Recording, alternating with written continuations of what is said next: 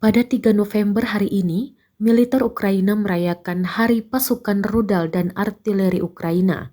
Militer Ukraina pun merilis rekaman peluncuran rudal dan artileri serentak. Rekamannya ramai beredar di Telegram pada Kamis 3 November 2022.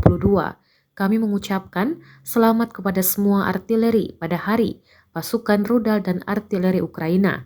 Biarkan Rusia menjadi lebih keras dengan tembakan lebih akurat. Jelas keterangan unggahan. Rudal dan artileri diluncurkan ke posisi pasukan Rusia. Diketahui pasukan rudal dan artileri dari Angkatan Darat Ukraina terdiri dari unit-unit yang dipersenjatai dengan rudal taktis, howitzer, meriam, mortir, artileri jet-propelled, dan anti-tank. Mereka bertugas untuk menghancurkan sumber daya manusia, tank, artileri, senjata anti-tank, pesawat, pertahanan udara, dan operasi instalasi penting lainnya.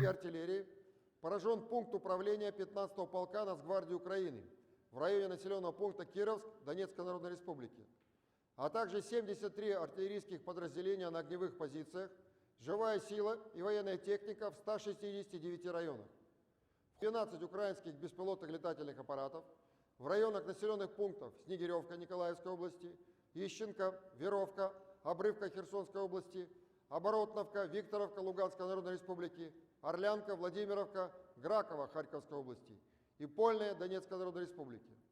В воздухе за сутки сбиты 24 снаряда реактивных систем залпового огня, в том числе 14 реактивных